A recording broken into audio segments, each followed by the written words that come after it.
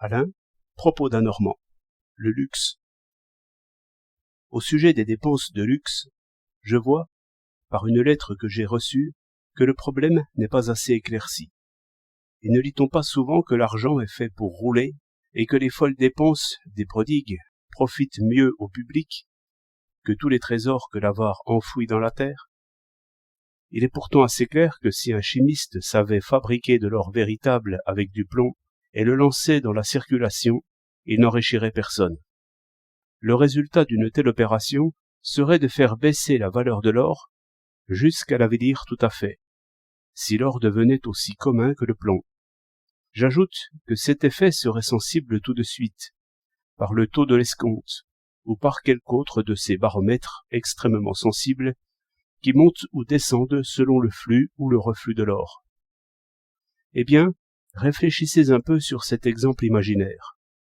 Votre chimiste pourrait bien faire des dépenses de luxe avec cet or qu'il fabriquerait. Il n'enrichirait pourtant personne. Le prix de toute chose augmenterait bien vite. Ceux qu'il paierait en or, surtout s'ils se livraient eux-mêmes au plaisir de dépenser, diraient bientôt « Nos salaires ont augmenté, c'est vrai, mais le prix des choses augmente aussi. Nous n'y gagnons point autant qu'on croirait. » Mais revenons à notre monde et laissons la chimie. Quand un homme a de l'or dans ses coffres, cela signifie qu'il a un droit sur les produits de toute espèce. Un millionnaire fou pourrait bien acheter d'énormes provisions de blé et les détruire par le feu. Cela ferait une famine. Mangerait-on cet or qu'il aurait donné en échange? Non. Mais supposons qu'au lieu d'accaparer du blé, il accapare pour un travail de luxe, mettons pour sa garde d'honneur, les paysans qui produisent le blé. Est-ce que le résultat ne serait pas le même? On aurait autant de bouches à nourrir et moins de bras pour produire. Il y aurait disette encore, par ces folles dépenses. Ici, les objections apparaissent en foule. Avec cet or distribué, ne ferait-on pas venir du blé de Russie ou d'Amérique?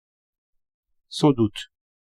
Et c'est cette prodigieuse circulation des biens qui trompe l'observateur au premier moment.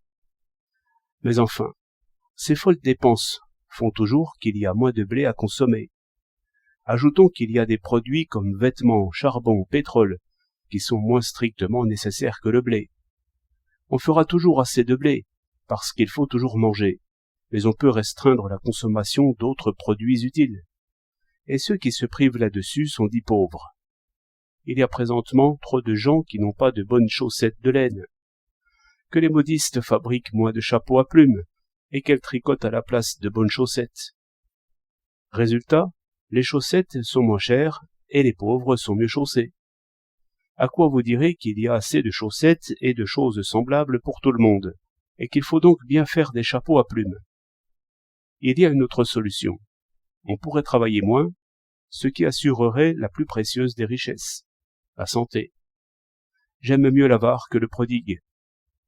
4 janvier 1913.